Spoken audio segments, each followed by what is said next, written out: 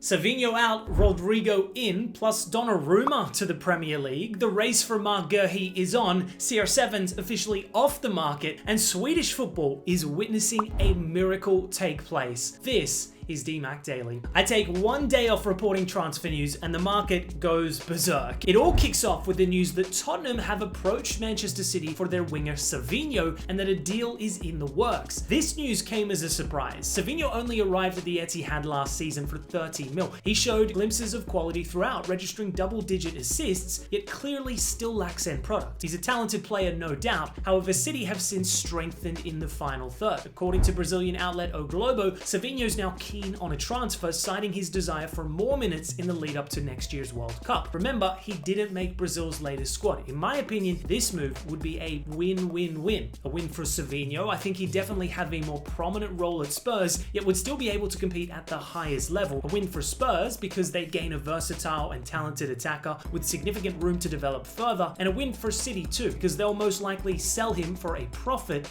and craziest of all, use that money to target another Brazilian winger, Rodrygo. That's right, Fabrizio Romano has reported that City's dream target is the unsettled Galactico, with a fee sat at around 100 million euros. I would be shocked if City were actually able to pull this off, but this is exactly the type of player City need. A winger with adequate end product. They haven't really had that since Mahrez and Sterling departed. Rodrygo would almost certainly be a hit. I've always felt with Rodrygo that he needs to be at a team where he can be the star, where that left wing can be his. City is that club. But I wouldn't be surprised if Liverpool entered the race too, especially if they can't get that Isak deal over the line. Meanwhile, Donnarumma is done with PSG. With just a year remaining on his contract and with no signs that he'll renew, the Parisian Giants have made the bold decision to sign another top goalkeeping prospect in Lille's Lucas Chevalier. Now, you don't drop 40 mil on Ligue 1's reigning goalkeeper of the season to come in as a backup. This was confirmation. Don is done. He wasn't even included in PSG's latest Super Cup squad. Some reporting has suggested he might see out the final year of his contract and then move on a free. I doubt that though. PSG want him gone ASAP, with the Premier League the most likely destination. There are two clubs that could hypothetically sign him at this point in Manchester United and Chelsea. United are the obvious shout. It's been widely reported for some time now that the Red Devils have been looking to strengthen in goal, and I don't think there's a better opportunity on the market right now than the PSG outcast. Emi Martinez has also been linked, but Villa won't let him leave for cheap. Donnarumma, however, would only cost around 20 to 30 mil. Granted, his wages are huge,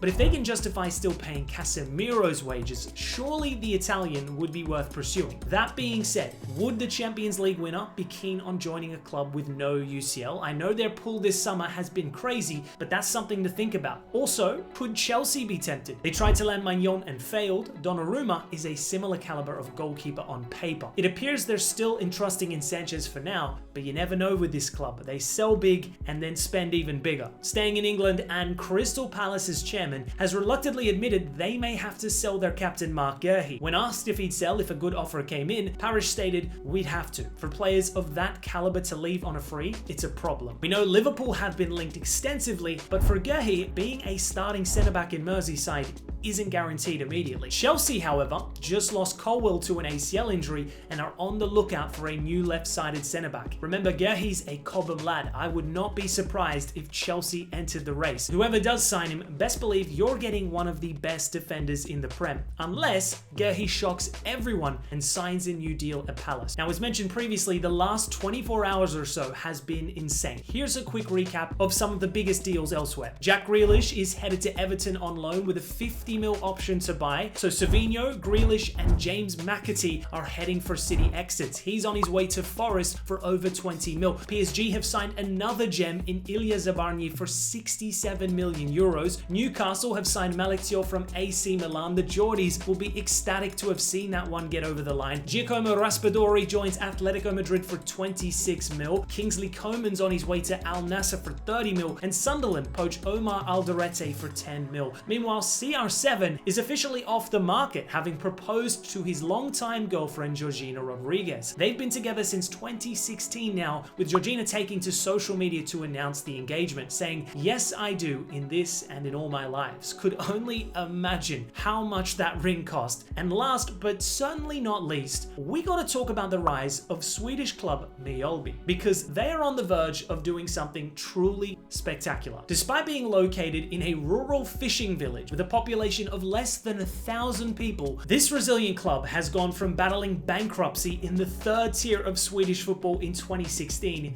to today, top of the Allsvenskan by 4 points with 11 games to play. Everything about this club is fascinating. I mean, their own stadium is 4 times bigger than the town's population, yet they still average around 4,700 people every match day. Their newly appointed assistant manager, Carl Marius Axum, came in having never coached elsewhere at senior level, but with a PhD in visual perception in elite football, has proceeded to transform this club alongside manager Anders Torstensson into legitimate title contenders. These guys could actually be in the Champions League next season. What an incredible story this is shaping up to be. Anyways, guys, thanks for watching today's DMAC Daily. Catch you tomorrow.